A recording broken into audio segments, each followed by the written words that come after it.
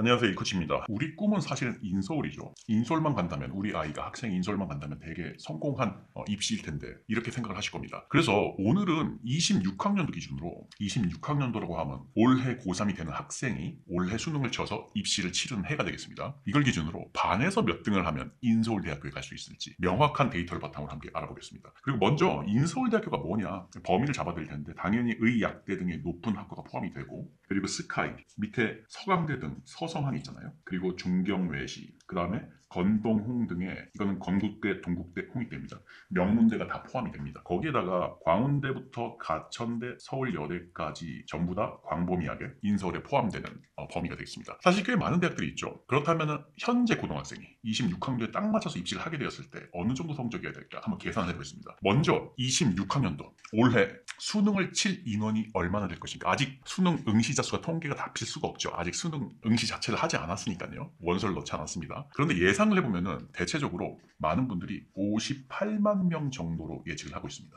이게 사실은 작년 25학년도에 비해서 무려 6만 명이 올라간 건데 작년은 52만 명이었거든요. 왜 그러냐면은 올해 고3 되는 학생들이 황금 돼지띠입니다. 그래서 인구가 폭증을 했죠. 그래서 수능 응시자 수, 입시 경쟁을 하는 숫자가 많습니다. 일단 이게 분모가 되겠죠. 올해 입시 경쟁에 뛰어든 학생은 58만 명이다. 그리고 서울에 위치한 4년제 대학들의 신입생 정원은 추정 치료는 대략 9만 몇천 명 정도가 됐는데 초반대입니다. 9만대 초반. 근데 여기에다가 지방의 포항공대, 카이스트 그리고 지방 의대 약대를 포함하면은 대체적으로 9만 5천 명 정도의 정원이 있을 걸로 봅니다. 그러니까 총 경쟁자 58만 명 중에서 9만 5천 등 안에 들어야 된다는 얘기인데 계산을 해보면 정확히 16%가 나옵니다. 이 퍼센테이지를 가지고 한 학급 기준으로 한번 바꿔볼게요. 일반고 한 반에 대체적으로 25명이 있다고 가정을 했을 때 4등 안에 들면 정확히 16% 안에 들게 됩니다. 조금 넉넉하게 여유 있게 잡아서, 즉 낮은 학과까지 보낸다는 가정을 하게 되면 4에서 5등까지 인서울을 할 수가 있는 것입니다. 근데 이게 참 재밌는 게 상당히 대충 계산한 거거든요. 조금 거칠게 계산한 거잖아요, 통계를. 근데 실제 체감, 현장에서 느끼는 체감이랑 굉장히 유사합니다. 그냥 일반고 평균적으로 4에서 5등 반에서 하면 인서울에 갈 수 있다라는 체감과 일치하네요. 그런데 이건 평균적인 추산에 불과합니다. 당연히 대학별 학과별로 정원과 경쟁률 그리고 전형이 다 다르기 때문에, 예를 들어서 의대, 치대, 약대, 수의대 등은 경쟁이 훨씬 빡세기 때문에 이거보다 훨씬 높은 점수를 받아야 되고, 그리고 상대적으로 인기가 굉장히 덜한 학과들이 있어요. 그러면 4에서 5등이 아니라 6, 7등까지도 혜택이 돌아갈 수가 있습니다. 그리고 이제 정시 모집만 있는 게 아니라 수시 모집이 있는데, 수시 모집에서도 내신만 있는 게 아니라 학생부 종합이나 아니면은 학생부 내신이 전혀 필요 없는 논술까지 있잖아요.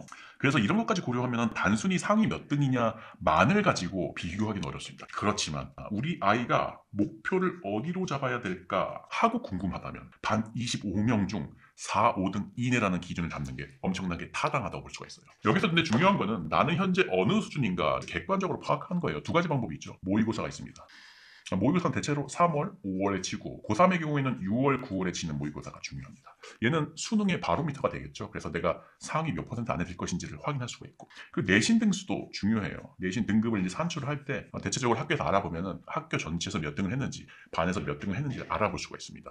그래서 내가 상위 15%, 16% 안에 드는지를 확인하시면서 공부하시면 좋겠어요. 사실은 근데 그거 안에 드는 학생이 많이 없어요. 그래서 구체적인 보완 전략을 세워야 되는데, 이제 가장 중요한 게 보완 전략 중에 취약 과목을 정확히 분석해야 됩니다. 대부분 학생들 보면은 고1 때 취약한 과목, 예를 들어서 나머지는 전부 다 2, 3등급인데 수학만 5등급인 이런 학생들이 많거든요. 이 취약 과목을 그대로 둔 채로 고1에서 고2, 고3 재수까지 그대로 가져갑니다. 취약 과목 중에서도 어떤 단원이 구체적으로 취약한지를, 어디에서 점수가 제일 많이 깎인지를 확인하시는 게 제일 첫 번째 단계가 되겠습니다.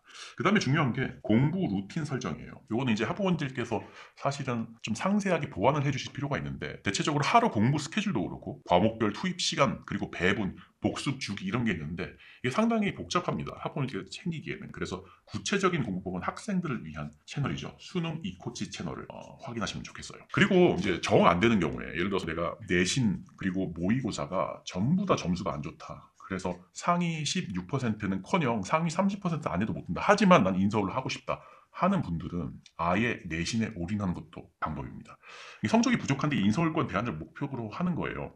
그래서 내신하고 비교과 전형 있잖아요. 여기에는 봉사나 동아리 활동이나 뭐 세특 이런 게 들어가는데, 이런 걸 잘 챙겨서 다양한 전형을 노리는 게 좋습니다. 당연히 여기에는 논술 전형도 포함이 되겠습니다. 어쨌든 결국 반에서 4에서 5등 정도, 이 선을 인서울 가능선으로 보고 남은 기간 동안 전략적으로 학습에 몰입해야 되겠습니다. 내가 지금 10등 정도에 불과한데 과연 가능할까 걱정되시죠? 그런데 아직 시간이 엄청나게 충분해요. 꾸준히 올바른 방법으로 노력하면 불가능하지 않습니다. 그럼 다음 영상에서 또 다시 뵙겠습니다. 멈춰있던 내 심장이 다시 뛰게 된 거야.